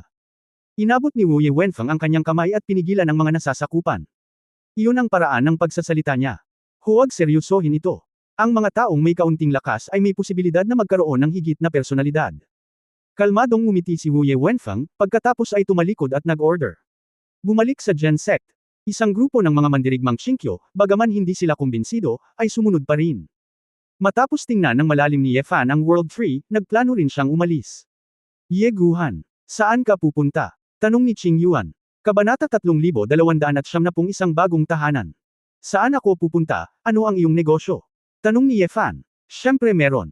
Ngayong patay na ang manloloko na si Duanfeng, at ang Blue Ghost Tent ay walang ulo, paano ka makakaalis? Hindi napigilan ni Yefan na matawa, kayong grupo lang ng mabahong isda at bulok na hipon ay maaaring maging karapat-dapat sa grupo ng mga dragon. Dalawang salita. Ikaw. Mahigit sa 100 ng Qingsha Tent ang naliwanagan, at 12 ng Kaitian at Chaos Realm Powerhouse ang lahat ay may pangit na ekspresyon sa kanilang mga mukha. Gayunpaman, matapos makita ang ganap na lakas ni Yefan, wala silang masabi. Sa kanilang mga mata, ang Nine-Tailed Demon King na nasa itaas at hindi magagapi sa loob ng 10,000 taon. Sa harap ni Yefan, wala siyang kapangyarihang lumaban at pinaglaruan. Si Chanho, na nasa larangan ng pagbabago ng mga bagay at bituin, ay sapilitang binasag ng isang kamao. Kung hindi nila ito nakita ng sarili nilang mga mata, baka akala nila panaginip lang ito. Oo, hindi talaga kami karapat-dapat na banggitin sa harap mo. Humajijek si Qingli at humakbang pasulong at sinabing, kaya. Kailangan nating yakapin ang iyong hita, kung hindi, hindi ba tayo mabubuli sa hinaharap? Nadurog ang puso ni Yefan, at alam niyang masamang lumabas. Halika, mayroong higit sa 120 o 20 psychic sa iyong Qingsha Tent, at ang formation dito ay nandoon pa rin, Giyuantang, at ang World Tree ay nandoon pa rin. Walang Duanfeng sa hinaharap, maaari kang pumili ng isang pinuno at patuloy na mamuhay ng isang magandang buhay. Sinabi ni Qingli, dahil sa Giyuantang at World Tree kung kaya't ang aming Qingsha Tent ay dapat magkaroon ng malakas na backstage. Ang lokasyon ng Qingsha Tent ay nalik sa oras na ito, at tiyak na ito ay babantayan ng lahat ng partido sa hinaharap. Kami, kahit na hindi kami makabalik sa Gen Sect, ay maaaring lumahok sa mga pagsubok sa 8 sekta at pumunta sa iba pang mga upstream na sekta. Ngunit paano ang angkan ng Yu Chao dito? Gagamitin sila bilang mga alipin, ang kanilang mga asawa at mga anak ay magkakahiwalay, at ang kanilang mga pamilya ay mawawasak. May puso ka bang tingnan sila at mawala ang tahanan na ito? Hinawakan ni Yefan ang kanyang buhok ng masakit ang ulo, ganyan na naman. Yeguhan. Kung hindi, manatili tayo. Hindi napigilan ni Bai Chenluo na ma-curious at lumabas. Nang marinig ang mga salita ni Qing Yuan, lumambot ang kanyang puso. Mananatili. Oo, gayunpaman, hindi ba't hiniling ng aking ama na humanap tayo ng matitirhan sa liblib? Bakit hindi tayo tumira sa Berdeng Ghost Tent? Sino ang gustong manirahan sa pag-iisa kasama mo? May gagawin ako, sabi ni Yefan. Ibinaba ni Bai Chenluo ang kanyang ulo at mahinang sinabi, kaya ayaw mong bumalik sa kanayunan kasama ako. Panginoong Diyos. Alam namin na lahat tayo ay walang silbi na mga tao na nagsasaka lamang ng lupa at gumagawa ng magaspang na gawain. Kung minamaliit tayo ni Lord Shenzhen, hindi tayo mangangahas na maghangad. Ngunit taos-puso kaming nagpapasalamat na inalis ni Lord Shenzhen ang sinungaling na si Duan Feng para sa amin. Ang matandang patriarka ng angkan ng Chao, kasama ang kanyang mga angkan, ay lumuhod. Ano ang ipinagpapasalamat mo sa kanya, Patriarch? Bagamat hindi bagay si Duan Feng, kapag narito siya, at least paprotektahan kanya at maupo at magpahinga. Mabuti pa ngayon, pinatay niya si Duan Feng, ngunit tumanggi siyang managot, sinisira niya ang iyong buhay. Malakas na sigaw ni Qing Yuan. Humph! Kaya, hindi ito kasing husay ni Duan Feng. Ngumisi si Qing Li. Hindi napigilan ni Ye Fan ang tumawa at tumawa. Pagkatapos sabihin ito, pinatay niya si Duan Feng na gumamit sa kanila, ngunit may ginawa siyang masama. Simple at mababait ang mga tao sa angkan ng Chao, ngunit wala silang masyadong baluktot na bituka. Ye Guhan, kahit na ayaw mong manatili sa Berdeng Ghost Tent, maaari mo bang isama ang lahat? Wala ka bang singsing, ang espasyo sa loob ay maaaring palakihin. Naawa si Bai Chenluo, ang aming mga angkan ay napakasipag, lahat ay magtatanim ng elixir at kikita ng pera para sa iyo, at hindi nila hihilingin sa iyo na protektahan sila ng walang kabuluhan. Elixir. Nagulat si Ye Fan. Oo. Muntik ko nang makalimutan, Yuan Jiden. Isa pa, yung tree seed na binigay sa kanya ng World Tree, magtanim siya ng puno sa ring, bakit? Marahil, umaasa rin siya na ililipat niya ang mga taong ito sa angkan ni Chao. Kung makakahanap ka ng sapat na espiritual na mga buto ng damo, maaari kang magbukas ng maraming espiritual na larangan sa Yantian Ring. Sa patuloy na pagtatanim ng Chao clan dito, hindi ba siya magkakaroon ng tuloy-tuloy na daloy ng mga dekalidad na espiritual na materyales na magagamit para sa alchemy? Ubo. Tumikim si Ye Fan, sa totoo lang. Hindi ako matigas ang loob na tao. Dahil ang lahat ay nagtitiwala sa akin, tungkulin ko ito. Agad na naghiyawan ang mga angkan ng Chao. Haha, ang sarap naman yan, hindi ba matako sa mga espiritual na materyales? Ngumisi si Qing Yuan. Huwag kang magsalita ng kalokohan, kung ayaw mong manatili, umalis ka dito. Naiinis na sabi ni Ye Fan. Ang mga taong ito ay hindi makakalapit sa World Tree, ngunit hindi sila kasing pakinabang ni Yu Chao. Hindi kami aalis. Kung isang araw ay iiwan mo itong mga taga-nayo ng Yu Chao, manunood pa rin kami. Oo, hindi kami nag-aalala na ipaubaya ito sa isang tulad mo. Nakangiting sabi ni Ye Fan, okay lang na manatili, at ang negosyo ng Gyuantang ay patuloy na gagana. Kung hindi mo ako kikitain, wala akong pakialam sa iyo. Wala na. Kasuklam-suklam. Kontrabida. Panunuya na sabi ni Bingyu Bingshi. Anyway, iiwan ko na lang dito, gusto niyo o hindi, ako na ang bahala sa negosyo ni Duan Feng. Pagkatapos magsalita ni Ye Fan, pinalayas niya ang lahat. Bahagyang nanlumo si Bai Chenluo, Ye Guhan, halatang mabuting tao ka at mabuting hangarin, bakit napakapangit mong sinasabi? Mapait na napangiti si Ye Fan sa kanyang puso, napakasimple pa rin ng hanggal na babaeng ito. Kung talagang babayaran niya ang wala at pinuprotektahan ang grupong ito ng mga tao ng walang dahilan, ito ay pumukaw ng hinala ng grupong ito ng mga tao. Siya ang may pananagutan sa pagprotekta sa grupong ito ng mga tao, at ang grupong ito ng mga tao ay gumagawa ng mga bagay para sa kanya, upang sila ay maging mas komportable. Sa paghihintay ng mahabang panahon, siguro ay bubuo sila ng tiwala, ngunit ngayon, ang mga interes ay iniugnay upang maniwala sila sa kanilang sarili. Kakausapin ko ang Patriarch at ang iba pa, kung hindi, iisipin nilang lahat na ganoon kaklaseng kontrabida. Sabi ni Bai Chenluo, at tumakbo sa mga taga-nayon na may lumilipad na palda. Bumantong hininga si Ye Fan, at nagpas siyang kantahin ang puting mukha mismo, at hayaang kantahin ni Bai Chenluo ang pulang mukha. Halika sa palasyo sa burol. Pumasok si Ye Fan sa Yantian Ring. Para matanggap ang napakaraming tao ng Chao clan, hindi sapat ang lugar na ito. Napatingin si Ye Fan sa World Tree sa gitna.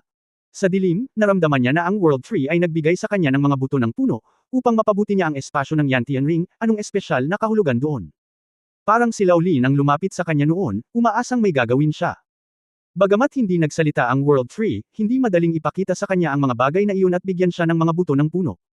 Hindi bale, dahil sa sobrang tingin mo sa akin, magbubukas ako ng bagong tahanan para sa kanila. Tinatawag na Taichu. Ang quadruple disintegration ni Ye Fan, at ang double disintegration ni Jian Yi. Sa simula, may malinaw na tunog ng hum. Parang may ritmo ng tononibik na hindi pa nakikita. Sumimangot si Ye Fan, tumingin sa simula ng oras, at pagkatapos ay tumingin sa puno ng mundo, na tila umuuga ng mga dahon, na may pag-iisip sa kanyang mga mata. Isang puting bundok na nababalutan ng nyebe. Nag-iisa, parang lumitaw sa kawalan. Sa tuktok ng bundok na nababalutan ng nyebe, isang napakagandang vermilion gate ang mahigpit na sarado. Ang kakaiba ay sa likod ng pinto, wala, at puti pa. Parang may pares lang ng gate na nakatayo sa bundok.